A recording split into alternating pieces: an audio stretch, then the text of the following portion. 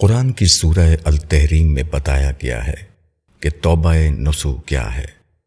اس سلسلے میں ارشاد ہوا ہے، اے ایمان والو، اللہ کے آگے توبہ نصوح کرو، امید ہے کہ تمہارا رب تمہارے گناہ معاف کر دے اور تم کو ایسے باغوں میں داخل کرے جن کے نیچے نہریں بہتی ہوں گی، جس دن اللہ نبی کو اور اس کے ساتھ ایمان والوں کو رسوا نہیں کرے گا۔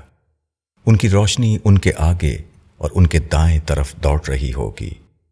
وہ کہہ رہے ہوں گے کہ اے ہمارے رب، ہمارے لیے ہماری روشنی کو کامل کر دے اور ہماری مغفرت فرما، بے شک تو ہر چیز پر قادر ہے۔ نصوح یا ناصح کے معنی خالص کے ہیں، یعنی یہ خالص شہد ہے۔ توبہ نصوح کا مطلب خالص توبہ یا سچی توبہ ہے۔ مفسر القرطبی نے لکھا ہے کہ علماء نے توبہ نصوح کے 23 معنی بتائے ہیں، مگر حقیقت یہ ہے کہ یہ 23 مختلف معنی نہیں، بلکہ وہ خالص توبہ کے مختلف مظاہر ہیں۔ یہ مظاہر صرف 23 تک محدود نہیں، وہ اس سے بہت زیادہ ہیں۔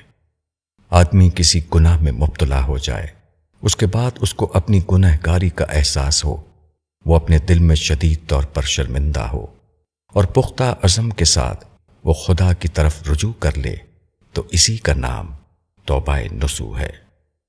آدمی اگر حقیقی طور پر توبہ نصوح کرے تو اس کے بعد اس کی پوری زندگی بدل جائے گی۔ اس کی سوچ کا رخ پہلے اگر غیر اللہ کی طرف تھا تو اب وہ اللہ کی طرف ہو جائے گا۔ پہلے اگر وہ غیر سنجیدہ تھا تو اب وہ سنجیدہ ہو جائے گا۔ پہلے اگر وہ غیر ذمہ دارانہ زندگی گزارتا تھا تو اب وہ ذمہ دارانہ زندگی گزارنے لگے گا۔ پہلے اگر وہ اپنے قول و عمل میں آزاد تھا تو اب وہ اپنے قول و عمل کا سخت پابند ہو جائے گا۔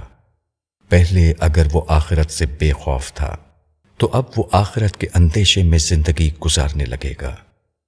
حقیقی توبہ آدمی کو بدل دیتی ہے، اور جو توبہ آدمی کو بدل ڈالے وہی توبہ نصوح ہے۔ مولانا وحید الدین خان، کتاب معرفت۔